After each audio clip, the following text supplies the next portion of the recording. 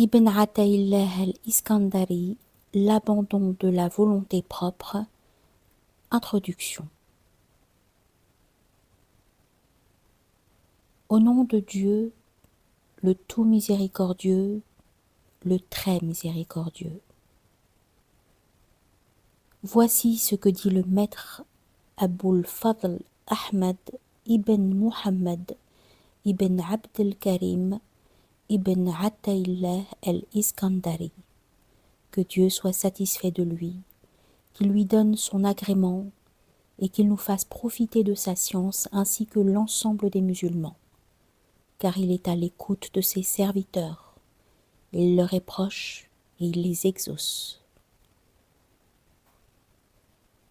La louange appartient à Dieu, le seul à créer et à tracer la destinée de ses créatures, l'unique à régenter et déterminer toutes choses, le roi auquel rien ne peut être comparé, bien qu'il soit celui qui voit et entend toutes choses. Point de ministre en son royaume.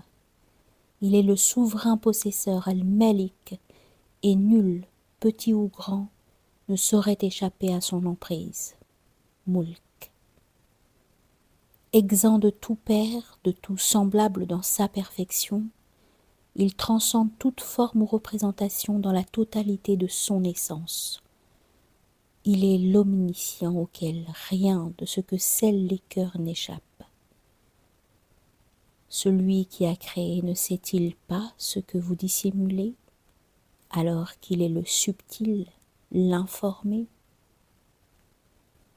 Il est le savant dont la science embrasse le principe des choses et leur destination. L'oïant dont l'ouïe est si fine qu'il n'y a pour lui aucune différence entre une parole prononcée à voix haute ou à voix basse. Le pourvoyeur qui accorde sa grâce à ses créatures en assurant leur subsistance. Il est celui qui subsiste par lui-même et assume sa création en toutes circonstances. Le donateur qui a accordé aux êtres leur existence. Le puissant qui les fera revenir à la vie après les avoir fait périr. Il est celui qui rétribue et qui récompensera les êtres le jour où ils se présenteront devant lui en fonction de leurs bonnes ou mauvaises œuvres. Gloire à la divinité qui prodigua sa générosité à sa créature avant même de leur avoir accordé l'existence, se chargeant ensuite de pourvoir à la subsistance de celui qui le reconnaît comme de celui qui le nie. Il soutient chaque être par des dons qu'il lui accorde, et son essence préserve l'existence même du monde en l'assurant de sa permanence. Par sa sagesse, il s'est manifesté sur terre, et par sa puissance dans les cieux, j'atteste donc, en serviteur soumis au décret divin, s'abandonnant à ses décisions et à ses arrêts, qu'il n'y a pas de divinité en dehors de Dieu, lui seul, sans associé. J'atteste également que Muhammad est son serviteur et son envoyé, le préféré d'entre ses prophètes. Distingué par la faveur et la générosité divine, il ouvre et clôt toutes choses et cela n'appartient qu'à lui. Il intercédera en faveur de l'ensemble des créatures, le jour où Dieu les réunira pour un jugement définitif. Que Dieu prie sur lui ainsi que sur ses autres prophètes, sur sa famille et sur ses compagnons qui tiennent à sa proximité, et qu'il le préserve de tout mal. Sache bien ce qui va suivre, ô mon frère, et que Dieu se mette au nombre des gens qu'il aime. Qu'il te fasse goûter ce breuvage qu'il verse à ceux qui l'affectionnent.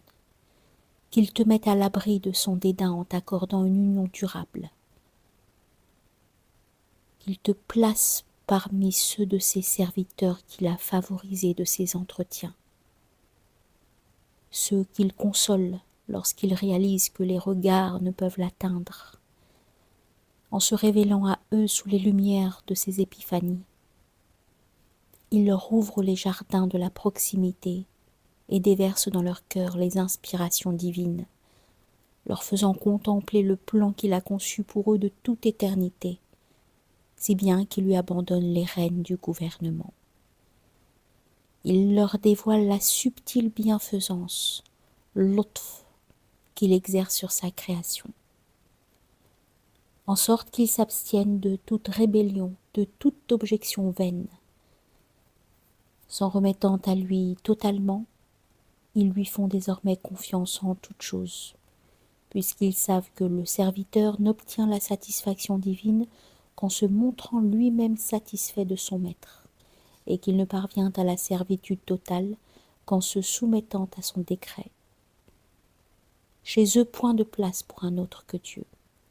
Ils ne sont plus exposés aux troubles qui découlent de la dualité, car ainsi que l'a dit l'un d'entre eux, les malheurs du siècle ne les atteignent plus, et ils sont en mesure de surmonter les pires catastrophes. Ces décisions s'exercent à leur encontre, mais ils sont apaisés devant sa majesté, et soumis à son autorité, ainsi que l'a écrit un autre. Les revers de fortune s'exercent à ton encontre, mais ton intérieur reste à l'abri de tout souci. Quiconque prétend à l'union se doit d'employer les moyens qui conviennent. Or, la première chose dont il convient de se défaire et de se purifier est la volonté propre, tadbir, et avec elle, la révolte contre le destin. J'ai donc à ce sujet composé le présent ouvrage que j'ai nommé « De l'abandon de la volonté propre ». Je demande à Dieu de me faire la faveur de l'accepter comme une œuvre désintéressée, composée uniquement pour sa noble face, et d'en faire profiter l'élite comme le commun des mortels, au nom de notre Seigneur Muhammad, que la meilleure des prières et la paix soient sur lui, car il exerce sa puissance selon son bon vouloir, et il est disposé à exaucer les vœux de ses serviteurs.